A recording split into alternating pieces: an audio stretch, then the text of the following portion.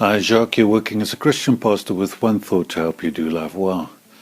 We live in one of the most prosperous times in the history of humanity, but strangely, it seems as though it's for people one of the most unhappiest times that has ever been. People are stressed, wishing things were different, struggling just to keep up. This became very clear to me one day when friends and I went to another city for a conference. And we got our timing terribly wrong, and we got stuck in one of the worst peak time traffic highways in South Africa. Because I was a passenger in the car, I had an opportunity to observe the people in the other cars for about 2 hours while we spent our time in the slow-moving traffic. I did not see one person in any of the cars around us that seemed happy or relaxed. I saw exactly the opposite. People who were angry, frustrated, driving recklessly because they just wanted to get there quicker.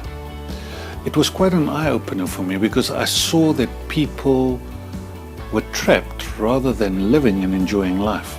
I only knew that day of 2 cars on that stretch of road in which the people had fun, and it was our group traveling. Although we were traveling in exactly the same traffic, we didn't have to rush because we had time. We planned our journey ahead so that we never had to rush, and even the accidents caused on the road by people who were rushing didn't result in us getting upset. And that day I learned this lesson, that stress comes from living without margin. The smaller the gap is between what I have and my limits, take your income and what you have to pay, the time that you have to be there and the time that you leave, the time you want to spend with your family and the time you actually have to spend with your family. The smaller that gap is, the more pressure I'm under, and the gap seems to, in today's life, to be getting increasingly smaller. Think about the people that you know who are not stressed. They have margin. There's a gap. So here's a bold thought for you to consider today.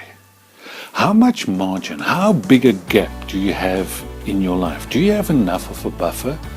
Now, without picking on you, I would like you to consider this. If you are feeling overwhelmed and stressed out, I have good news for you. The first step is to recognize this simple truth. Life is better when you have a margin. Creating a margin frees you up.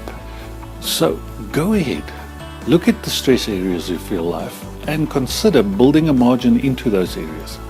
See you soon.